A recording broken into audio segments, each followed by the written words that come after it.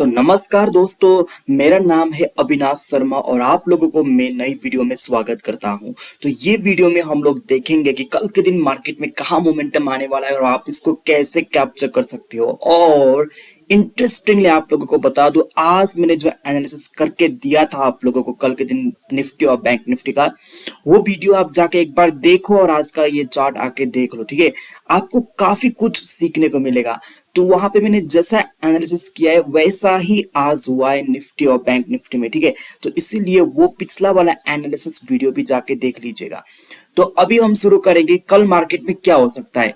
देखो कल क्या होगा उससे पहले मैं आप लोगों को बता दूं, एक्चुअली आज हम लोगों ने डिस्कशन किया था कि मार्केट अगर गैप डाउन ओपनिंग दे देता है, अगर इसी सपोर्ट एरिया के आसपास यहाँ पे गैप डाउन ओपनिंग होता है और यहाँ पे कोई बुलिश वाला कैंडल बनता है, तो उसके हाई के ऊपर हम लोग बाइंग करके नीचे का स्टॉप लॉस लगा के एक ऊपर की तरफ यहाँ पे हम लोग देख सकते थे। ये मैंने एनालिसिस किया था। और एक चीज मैंने और बताया था कि यहाँ पे जो ट्रेंड लाइन है, अगर इसका यहाँ पे ब्रेकआउट आ जाता है ना, तो आप लोगों को यहाँ तक के लिए ये जो रेजिस्टेंस मैंने ऊपर के लेवल पे प्लॉट किया है, यहाँ तक आप लोगों को एक मूव देखने को मिल सकता है। उसके बाद फिर यहाँ पे मार्केट रुकेगा। ओके, रुकने के बाद फिर अगर यहाँ से ब्रेकआउट दे देता है तो फिर आप यहाँ पे सेकेंड टाइम एंट्री कर सकते हो, क्योंकि यहाँ पे पोजीशन को होल्ड करना थोड़ा रिस्की था। अगर आप यहाँ से बाइंग कर रहे हो और यहाँ पे पोजीशन को होल्ड कर रहे हो तो ये थोड़ा रिस्की था। ये मैंने कल के वीडियो में आप लोगों को बताया था। ठीक है, तो अभी हम लोग देखेंगे कल के दिन मार्केट में कहाँ मोमेंटम आ सकता है। बैंक निफ्टी में देखो, बैंक निफ्टी यहाँ पे एक रेंज में ट्रेड करा, ये आप लोगों को समझना है, क्योंकि यहाँ पे मार्केट रेंज में था, थोड़ा बाहर निकलने का कोशिश किया, फिर रेंज में आ गया और यहीं पे ऊपर नीचे अभी ऐसा कर रहा है। ठीक है, तो अभी मार्केट जो है अपर रेंज के आसपास आकर के यहाँ पे ये क्लोजिंग देने वाला है। तो ये कंडीशन में हमको कैसे ट्रेड लेना है, देखो अगर यहाँ पे ओके, कंडीशन नंबर 1, अगर मार्केट यहाँ पे इसी एरिया पे फ्लैट ओपन होता है और यहाँ से अगर ब्रेकआउट दे देता है ना, तो आप लोगों को एक मूव देखने को मिल सकता है जो कि बैंक निफ्टी को 45,500 के आसपास लेके आ सकता है। यहाँ से एक छोटा सा मूव यहाँ तक के लिए आप लोग प्लानिंग कर सकते हो। अगर यहाँ से अगर ऊपर निकलता है 45,500 से अगर ऊपर निकलता है तो फिर इसका यहाँ पे दूसरा टारगेट निकल के आएगा जो कि 45,600 के आसपास है। ठीक है, तो आप लोगों को ये वेट करना है कि मार्केट फ्लैट ओपनिंग दे और अगर ऊपर ब्रेक करता है तो यहाँ पे आप लोगों को एंट्री बनानी है, क्योंकि यहाँ पे एक अच्छा वाला रेजिस्टेंस का ब्रेकआउट हो जाएगा ना, तो इसलिए यहाँ पे ये काफी बढ़िया ब्रेकआउट वाला सेटअप रहेगा। और मार्केट अगर इसके ऊपर जाता है तो यहाँ कहीं से फिर आप लोग इंट्राडे में दूसरा ट्रेंड को डिसाइड कर सकते हैं with the help of price action. अब मान लो कि मार्केट यहाँ पे फ्लैट ओपनिंग नहीं होता, मार्केट यहाँ पे गैप अप ओपनिंग होता है। देखो अगर मार्केट यहाँ पे गैप अप ओपनिंग दे देता है ना, तो ऊपर के लेवल पे ये 5,500 का एक राउंड नंबर है। तो मैं आप लोगों को बता दूं, कल फ्राइडे का दिन है, तो फ्राइडे के दिन उतना राउंड नंबर अच्छे तरीके से काम नहीं करता। जिस तरीके से ये राउंड नंबर थर्सडे को, वेडनेसडे को, ट्यूसडे को काम करता है, उतना अच्छी तरीके से फ्राइडे को काम नहीं करता। क्योंकि देखो फ्राइडे मतलब एक starting of the trading week है ना, तो यहाँ पे वो स्ट्राइक पे ज्यादा ऑप्शंस में एक्टिविटीज नहीं होती है, तो इसीलिए वो लेवल्स पे उतना ऑप्शंस की डाटा की वजह से उतना इफेक्ट नहीं पड़ेगा। ठीक है, लेकिन फिर भी अगर मार्केट यहाँ पे गैप अप ओपनिंग देता है तो गैप अप ओपनिंग देने के बाद आप लोग मॉर्निंग आवर में थोड़ा वेट करना पड़ेगा। अगर यहाँ पे गैप अप ओपनिंग के बाद मार्केट अगर ऊपर के लेवल पे जाता है तो यहाँ पे एक सेलिंग आया था, तो यहाँ जाके इसका अगला ट्रेंड डिसाइड होगा।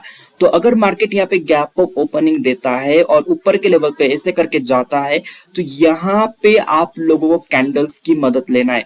यहाँ पे जिस तरीके का कैंडल बनता है, अगर यहाँ पे डबल टॉप बनती है 5 मिनट टाइम फ्रेम पे या फिर 15 मिनट टाइम फ्रेम पे शूटिंग स्टार टाइप के कैंडल बनता है, तो आप लोग फिर यहाँ पे एक बार शॉर्टिंग के लिए देख सकते हो, जो कि बैंक थोड़ा नीचे यहाँ तक लेके आ सकता है, राइट। लेकिन अगर प्राइस यहाँ पे गैप अप ओपन होने का अगर नीचे आ जाता है ना, तो ये एरिया से इसका ट्रेंड डिसाइड होगा। अगर नीचे आने के बाद अगर यहाँ पे ये रुकता है, कंसोलिडेट करता है और फिर अगर ऊपर की तरफ ब्रेकआउट दे देता है, तो फिर आप लोगों को यहाँ पे एक मूव देखने को मिलेगा। लेकिन यहाँ पे आगे मार्केट रुकता नहीं, यहाँ पे कंसोलिडेशन करके नीचे गिरता है, तो फिर आप लोगों को एक नीचे की तरफ ट्रेड देखने को मिल सकता है।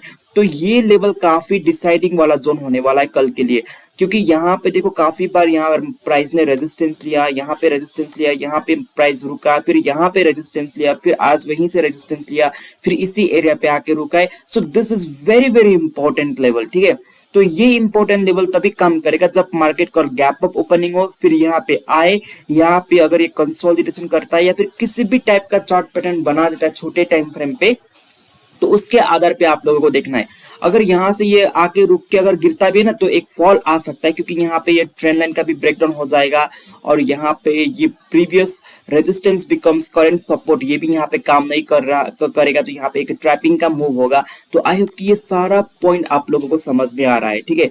तो आप लोगों को जब भी मार्केट एक ट्रेंड में होता है ना, सॉरी एक रेंज में होता है, तो आप लोगों को buy at support, sell at resistance करनी है।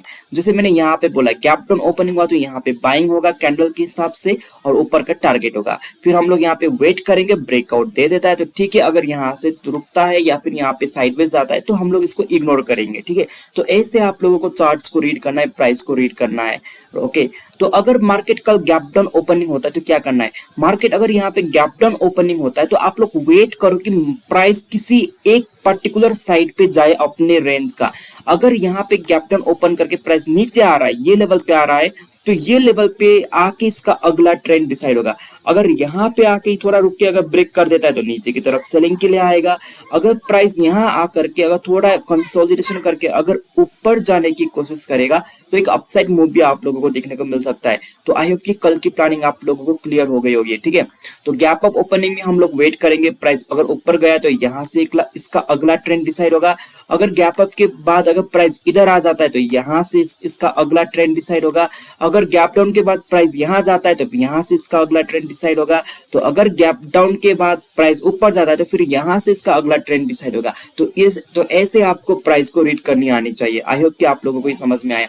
तो अभी निफ्टी को देखते हैं। तो निफ्टी में भी मैंने यही बोला था कि निफ्टी अगर ये वाला हाई को ब्रेक कर देता है तो यहाँ से एक मूव आप लोगों को देखने को मिल सकता है। लेकिन ये मूव में थोड़ा आप लोगों को परेशान किया होगा, क्योंकि यहाँ से ब्रेकआउट तो आया लेकिन यहाँ पे प्राइस रुका, यहाँ पे कंसोलिडेशन किया, फिर इसके ब्रेकआउट में एक छोटा सा मूव आया लास्ट आवर में, ठीक है। देखो ऐसा होता है ना कि इस तरीके का मोमेंटम में ऑप्शन सेलर तो पैसा बनाएंगे, जो भी ये ब्रेकआउट देख करके पुट को सेल करेंगे। जैसे 19,400 19,350 का अगर इसका पुट यहाँ पे शॉर्ट करके रखे होंगे तो उन लोगों को ये साइडवेज में भी आज एक्सपायरी है तो वो प्रॉफिट तो मिलेगा। लेकिन जो भी लोग ऑप्शन बाइंग करते हैं ना, तो ये कंडीशन पे ये लोग फंस जाते हैं। हालांकि वो लोग राइट हुए, वो लोग यहाँ पे राइट हुए कि अगर ये ब्रेकआउट पे प्राइस ऊपर की तरफ जाएगा, ये उन लोगों का ये एनालिसिस राइट है। लेकिन यहाँ पे प्राइस ने रुकवा दिया, यहाँ पे ठीटा डिके हुआ, आज एक्सपायरी है, फिर एक मूव आया, तो इतना कौन होल्ड करेगा, किसकी इतनी मेंटालिटी स्ट्रांग होगी। तो इसीलिए ऑप्शन एज ऑप्शन बाय आपको सिर्फ आपको राइट ही होना नहीं, आपको एकदम 110% आप लोगों को राइट होना है, ठीक है। So that's the problem of option bye.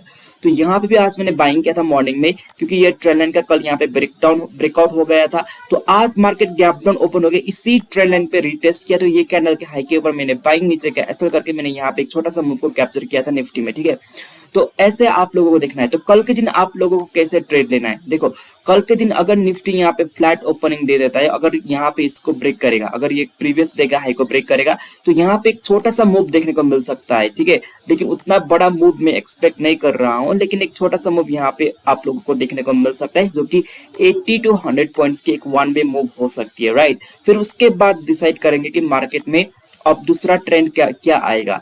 लेकिन अगर निफ्टी यहाँ पे कल गैप डाउन ओपनिंग होता है तो थोड़ा यहाँ पे इसमें प्रॉब्लम है।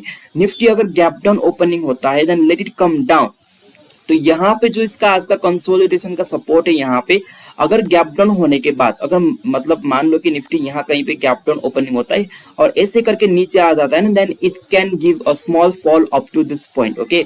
यहाँ 19,400 तक एक फॉल आ सकता है अगर यहाँ से नीचे आना स्टार्ट किया, और हो सकता है कि अगर यहाँ से भी ये और वीक हुआ तो फिर यहाँ पे ये लेवल को भी टेस्ट करने के लिए आ सकता है। लेकिन इनके सब गैप डाउन अगर फ्लैट ओपनिंग होता है तो थोड़ा सा अपसाइड के लिए देखेंगे। गैप डाउन ओपनिंग हुआ तो फिर ये एरिया पे आके इसका अगला ट्रेंड डिसाइड होगा, जो कि मैंने आप लोगों को अभी बोला है। तो ऐसे करके निफ्टी को भी देखना है। और निफ्टी में यहाँ पे निचला वाले इलाके पे यहाँ पे एक इंपॉर्टेंट सपोर्ट है। तो अगर गैप डाउन देने के बाद अगर आप वो फॉल को कैप्चर नहीं करते हो, लेकिन इंट्राडे में प्राइस अगर यहाँ तक आ जाता है, फिर आप यहाँ पे आकर डिसाइड कर सकते हो कि इसका अगला ट्रेंड क्या होगा। यहाँ आने के बाद अगर ये कुछ पॉजिटिव प्राइस एक्शन यहाँ पे बनाता है तो फिर आप लोग सेकेंड हाफ में बाइंग के लिए देख लेना। ऐसा थोड़ी जरूरत है कि आप मॉर्निंग में सारा ट्रेड लो, तो ऐसे धीरे धीरे करके आपको ट्रेड मतलब मार्केट को ऑब्जर्व करना है, बैठना है, सीखना है, ठीक है। और ऐसे इंपॉर्टेंट लेवल्स को ड्रॉ करना है, क्योंकि जो इंपॉर्टेंट लेवल होता है ना वहीं से इसका अगला ट्रेंड डिसाइड होता है, राइट।